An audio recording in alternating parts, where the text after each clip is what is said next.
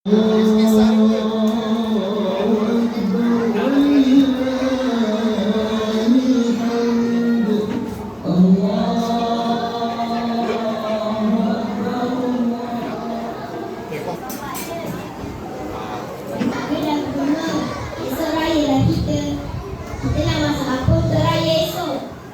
ni cuma satu lah. Anak-anakku Iman,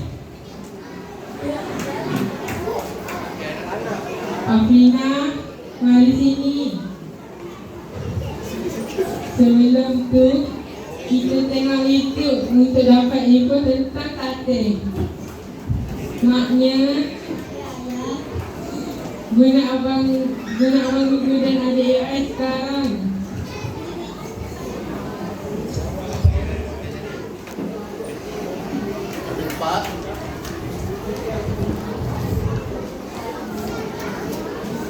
Bahasa Inggeris ini.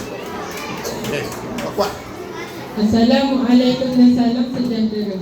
Kami dari kumpulan Sate The Legends ingin membentangkan tentang jualan tradisional kegemaran ramai ketika musim perayaan.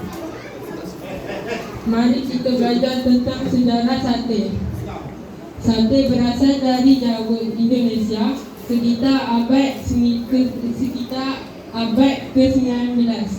Dibawa ke Malaysia melalui hubungan budaya dan perdagangan. Kini sate menjadi popular di seluruh Nusantara. Terkenal sebagai hidangan majlis, perayaan dan makanan jalanan. Sate merupakan makanan yang diperbuat daripada daging yang dipotong kecil dan dicocok pada lidi.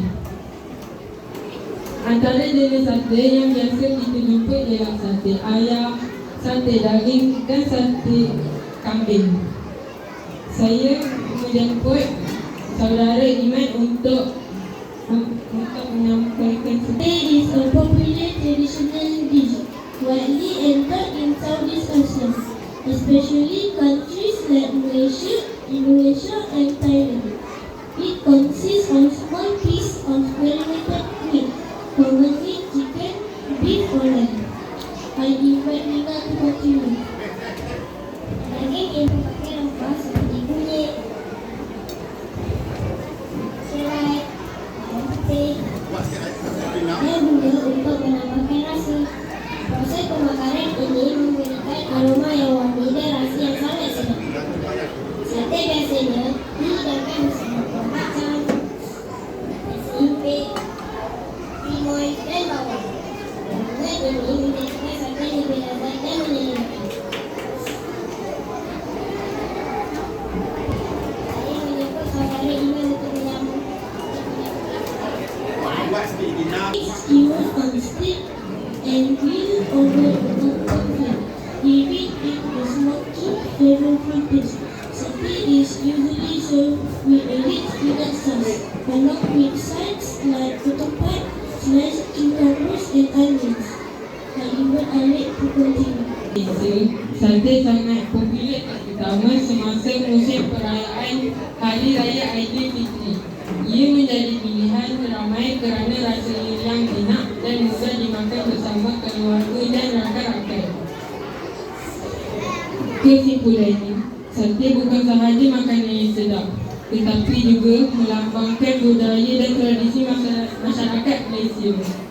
Saya menjemput saudara Iman untuk menanyakan info. Combination of savory, slightly sweet and spicy flavors makes it as traditional food and symbol of culinary culture.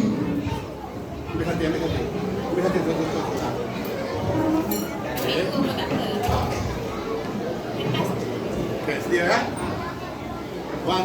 Satu hari, 1, 2, 3. Ada sate, raya tetap raya. Ada kuah,